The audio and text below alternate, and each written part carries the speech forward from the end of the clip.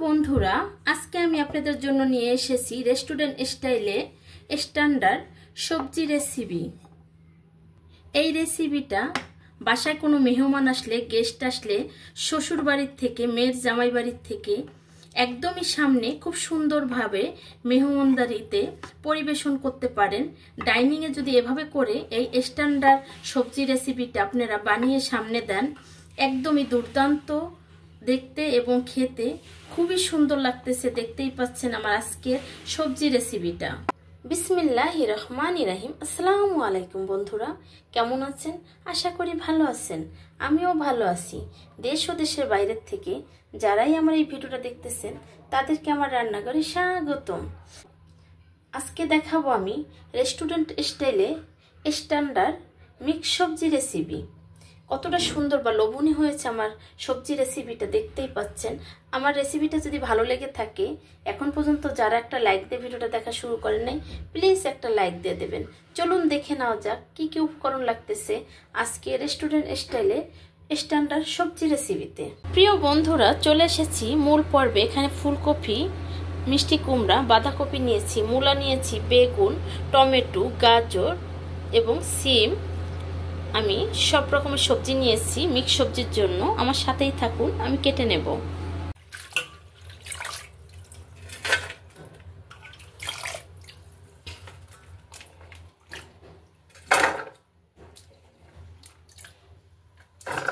কেসে সবজিগুলো খুব সুন্দর করে স্কোয়ার করে কেটে ধুয়ে পরিষ্কার করে নিয়েছি। অবশ্যই রেস্টুরেন্ট স্টাইলে স্ট্যান্ডার্ড সবজি রেসিপি করতে হলে এভাবে করে সবজিগুলো কাটতে হবে। এখানে অন্যান্য উপকরণগুলো নিয়ে নিয়েছি।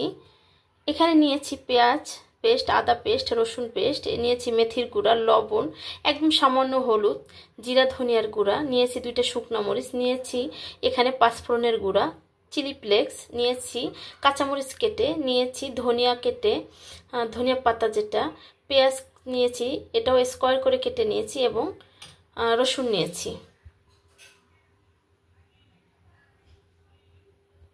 এই পর্যায়ে সাদা তেলটা দিয়ে দেব, শুকনো মরিচ দিয়ে দেব আগে। এই পর্যায়ে দিয়ে দিচ্ছি রসুন কুচিটা। এখন কিউব করে রাখা পেঁয়াজটা দিয়ে দেব।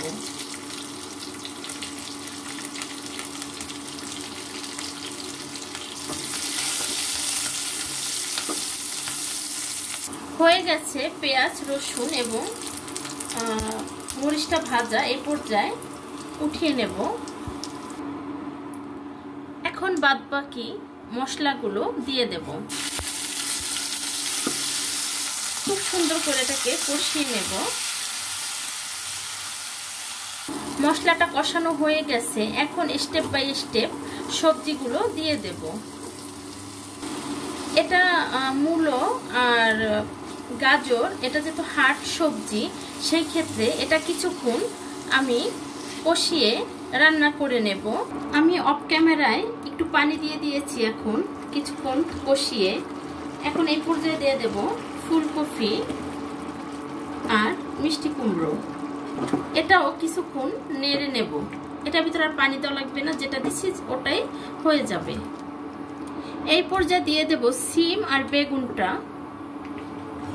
এটা ধৈর্য ধরে স্টেপ বাই স্টেপ সবজিটাকে বানাতে হবে, না হলে পারফেক্ট রেস্টুরেন্ট স্টাইলের স্ট্যান্ডার্ড সবজি রেসিপিটা আপনারা পাবেন না।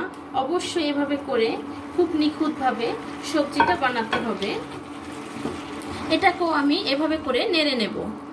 এই পর্যায়ে বাঁধাকপি, যেটা কিউব করে পাতাটাকে কেটে রেখেছি, সেই পাতাটা দিয়ে দিচ্ছি।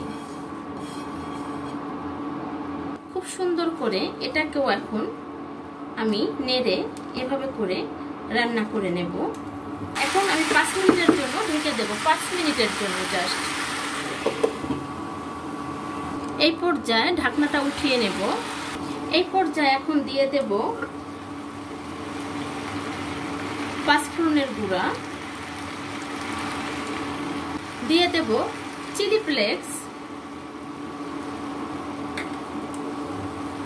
দিয়ে দেব ভেজে রাখা পেঁয়াজ, রসুন এবং শুকনো মরিচটা।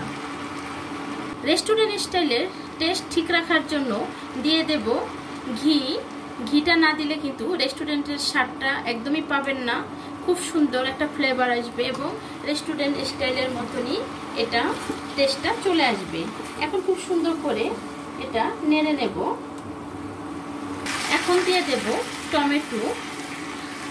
টমেটো দেওয়ার পরে 3 থেকে 4 মিনিট এভাবে করে নেড়ে নেব যেন টমেটোটা সিদ্ধ হয়ে যায়। আমি ছোট ছোট করে কেটে দিয়েছি, যেহেতু পাকা টমেটো বন্ধুরা অবশ্যই এটা খুব সুন্দরভাবে কুক হয়ে যাবে।